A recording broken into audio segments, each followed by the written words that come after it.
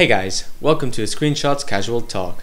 Today I'm going to talk about The Amazing Spider-Man 2. Now, if you haven't seen the film, do not watch this review because it contains spoilers.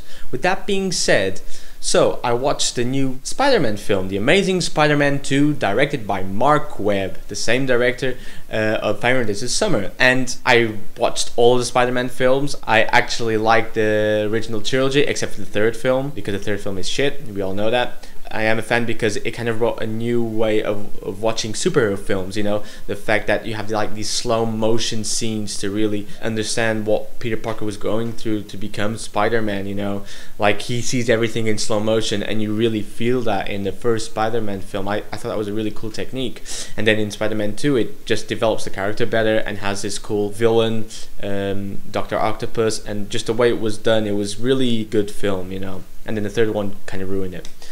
And now it's back with The Amazing Spider-Man, and Marc Webb is the director behind it, and I watched the first one. I thought it was really similar to the first Spider-Man film, the one that Sam Raimi directed. I guess the two major changes would be the fact that Andrew Garfield plays a better Peter Parker / Spider-Man in my opinion than Tobey Maguire does, and also the fact that they introduce a new character, which is Gwen Stacy, a character that I had never heard of, and apparently she's really important in the comics, and because I don't read the comics or didn't watch the animated series, for me it was kind of a cool introduction to a new character. And then the second film came and I watched it last week, and it was really cool. I really liked The Amazing Spider-Man 2, you know, and we live in an era basically like we have all of these superhero films, especially Marvel doing them, you know, Captain America and Thor and the Avengers and the Iron Man.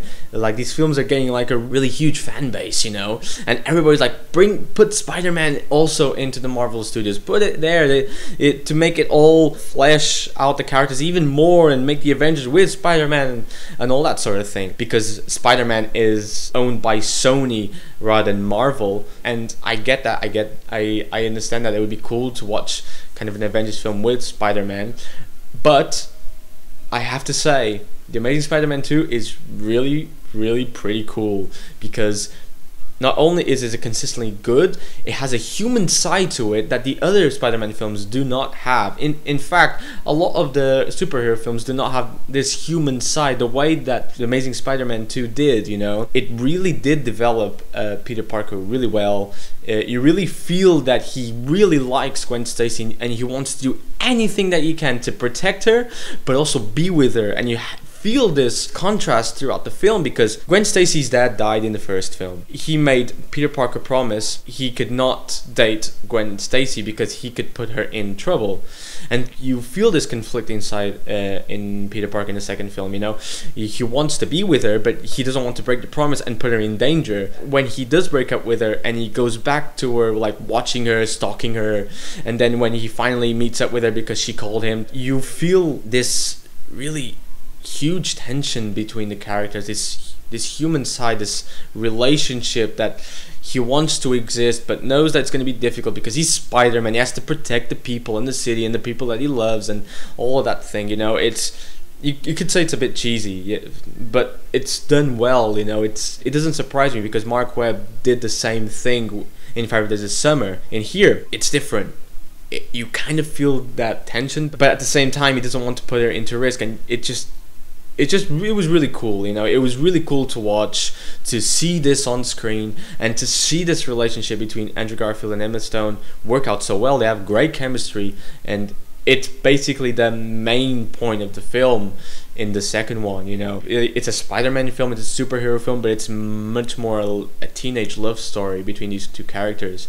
And then when the ending comes and you see Gwen Stacy die and the way it's done, oh my god, I was blown away. I was really blown away. It was like, not only did they risk, but the way they did it was fucking awesome. It was amazing to watch. I was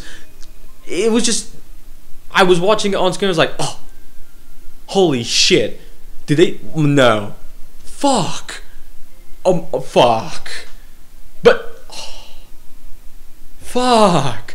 That was kind of like my reaction, just like, because you think that because it's a Hollywood film and because they tease so many times that the that the girl character might die but then doesn't, and it's just so refreshing to see that actually happen. But more than that, it's refreshing to see a character die in a non-cliche way. And why do I say this?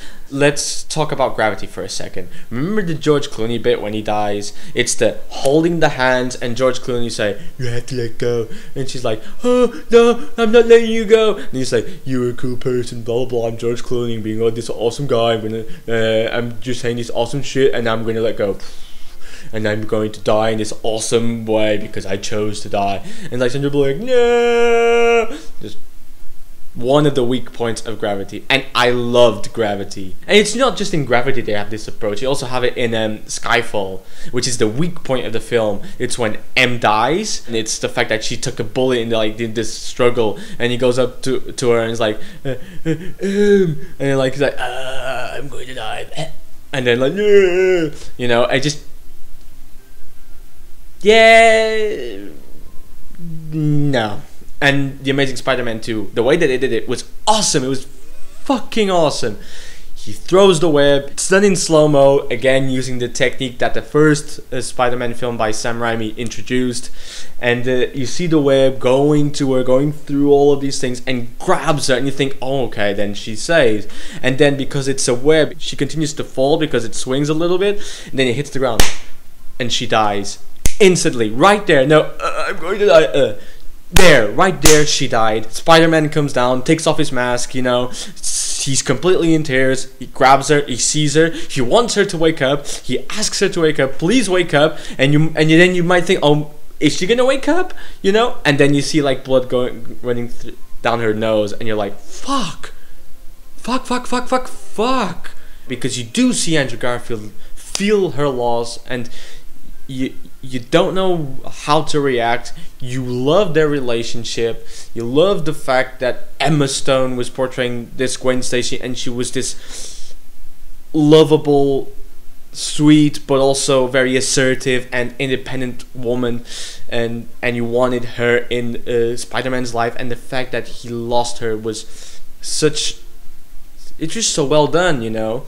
And that scene alone made a good film into an almost near memorable film, you know. The reason why I say almost near memorable film is because the film does have issues. I'm not too keen on Harry Osborn. I mean, there's things that I like about him, but then there are other things that I don't like about him in terms of performance, you know.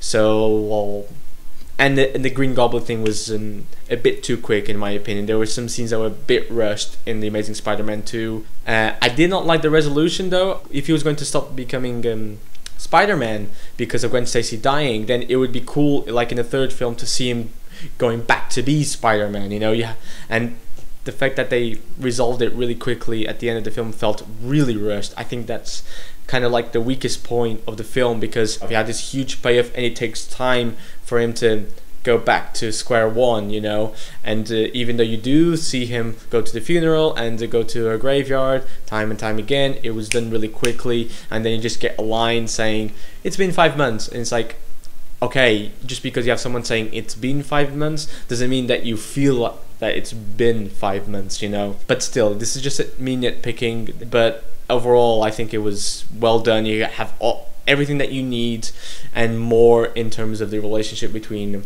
Peter Parker and Gwen Stacy. I like that Mark Webb took a risk and it delivered. Hope you enjoyed my review. Don't forget to subscribe. I'm looking forward to reading your comments below, and remember, these are my personal opinions.